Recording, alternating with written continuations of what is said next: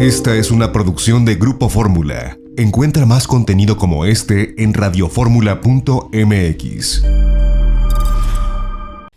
Ahora de viva voz el doctor Fluvio Ruiz Alarcón, especialista en temas energéticos por la Universidad de Harvard y un reconocido experto también en el aspecto energético en su sentido más amplio, incluyendo las energías renovables. Muy buenos días, mi querido Fluvio, gracias por estar con nosotros. Buenos días, mi queridísimo Ricardo, aunque ahora me pasaste de continente. Acuérdate que yo estudié más bien en París, ahora que escuchaba todo de Tlatelolco. Fíjate, sí, la verdad es que ya son algunos acontecimientos acumulados en la memoria, tanto individual como colectiva, mi querido Ricardo, Fluvio. Compartida por fortuna, mi querido amigo. Fluvio, desde luego debo reconocer que la convocatoria era para hablar de otros temas, el precio del crudo, en fin, el nuevo yacimiento. Sin embargo, y de ello hablaremos también, pero sin embargo, debo preguntarte antes que nada, ¿qué representa para Pemex, para Petróleos Mexicanos, la salida de Carlos Romero Deschamps, el sempiterno líder del sindicato petrolero? Pues mira, la verdad es que, visto así nada más, pues no gran cosa. Es aquella famosa frase de una golondrina más a verano, pues la jubilación de un líder cuyo grupo mantiene el control del sindicato, pues no necesariamente cambia algo. Pudiera ser, y es lo que yo esperaría, ¿no? El inicio de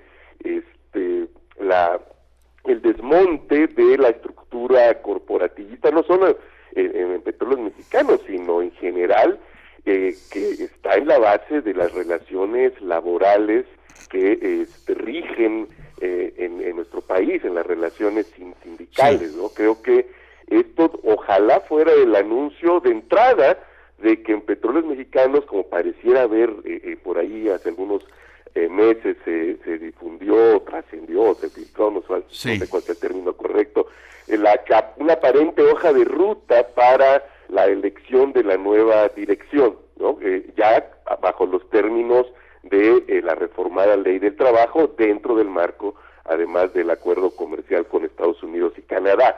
Ojalá sea el gesto simbólico, la jubilación de Carlos Romero, para iniciar este proceso que eventualmente cambiaría la dirección, no necesariamente con un grupo distinto. Yo hoy por hoy no veo una articulación suficiente de la disidencia sindical que pudiera desplazar a nivel nacional al actual grupo dirigente, aunque sí pudiera hacerse del control de secciones regionales importantes, un poco lo que vemos en el Sindicato Nacional de Trabajadores de la Educación, donde incluso la llegada del actual gobierno no ha hecho que crezca la influencia de la coordinadora, sino de la CENTE, ¿no? Sino que básicamente mantiene y afianza los que han sido sus bastiones regionales desde hace muchos años, ¿no? Entonces, así yo sí veo una disidencia capaz de arrebatar secciones importantes del sindicato, pero no de desplazar a la dirección nacional. Y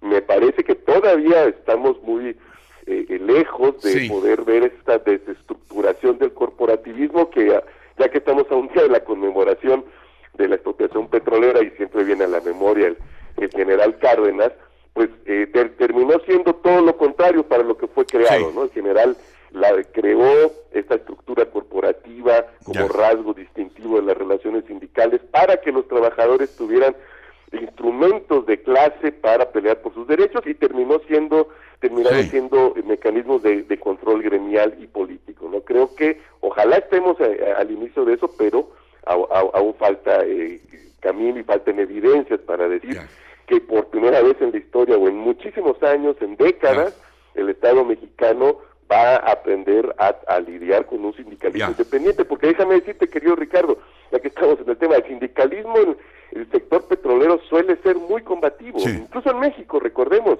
en los orígenes del Sindicato de Trabajadores Petroleros de la República Mexicana está una dirigencia muy cercana al Partido Comunista, que fue descabezada al inicio de la administración de Miguel Alemán, ¿no? En 1946. Entonces, son sindicatos que deben ser muy independientes. Supimos de huelgas problemas el año pasado en Noruega, hemos sabido de que paran todas las refinerías en Francia en algún momento determinado, huelgas en Brasil, no es un sindicalismo muy combativo, es el sindicalismo, para decirlo rápido, del libro de texto de corte marxista, ¿no? Entonces, vamos a ver, todavía para mí es simplemente un buen síntoma, pero es tan solo una pieza dentro de un largo rompecabezas que está por hacerse. Vámonos a los temas que nos convocaron para hoy, mi querido Fluvio. El alza en el precio del petróleo en las semanas recientes coloca a la mezcla mexicana en niveles de $62 por barril. De acuerdo con las cuentas de la Secretaría de Hacienda, este precio daría 300,000 millones de pesos adicionales a los ingresos petroleros durante este año. ¿Qué implica estas cantidades de recursos para la economía de México? Y es factible o está justificado tener el temor de que el precio se caiga en cualquier momento y adiós a las cuentas alegres de Hacienda? Pues sí, todavía la estabilidad y el que estos precios se mantengan en los niveles que los estamos observando en estos días, depende mucho de las expectativas sobre la recuperación económica, que a su vez depende mucho de los efectos que tenga esta vacunación que se está haciendo en todo el planeta y fundamentalmente en los países desarrollados. No olvidemos que, por ejemplo, pues, en Europa hay varios problemas, hay temores, ya que recordaba mi alma mater del posgrado, la región parisina parece que va a ser nuevamente sujeta de confinamiento. En fin, todavía no es, creo yo, posible aseverar que ya veremos una tendencia de los precios a mantenerse o a garantizar que se mantienen en estos niveles. Todavía, digamos,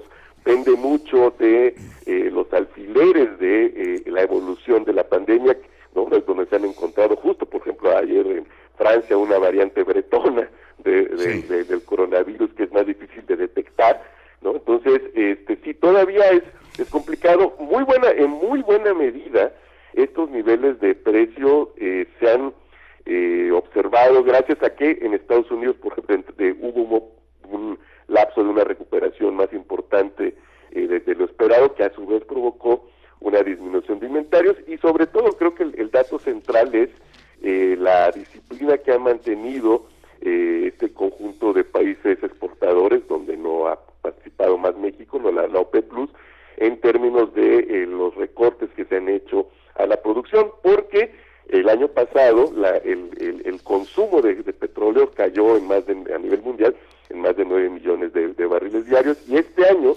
se espera que se recuperen unos 5 millones en el promedio del consumo mundial. Entonces, todavía es digamos, temprano para pronosticar que administraremos por un año la abundancia, para parafrasear al clásico, ¿no?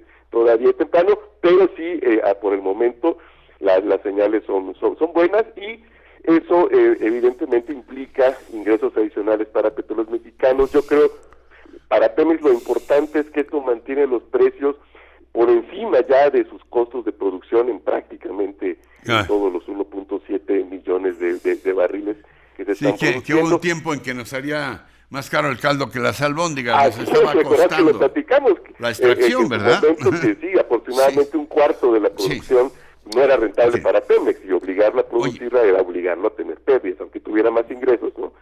Era obligado a tener pérdidas. Entonces, estos niveles sí pueden dar para que toda la producción sea una producción rentable para Pemex y a la vez también para las finanzas públicas. Ahora, lo que es importante también, querido Ricardo, es que se empiecen a conocer los datos de los operadores privados, cuya producción hoy es muy pequeña, que los que son estrictamente privados son 21 mil barriles, pero se espera que en el curso de los próximos meses se vaya incrementando. Y entonces sí será importante conocer lo que representa esta producción privada en términos fiscales. Nos quedan un par de minutos, pero te pregunto, ¿qué se sabe del megayacimiento? Dijo el presidente, es grande, de megayacimiento petrolero hallado en Tabasco. ¿Es una variable que pueda cambiar el destino inmediato de Pemex?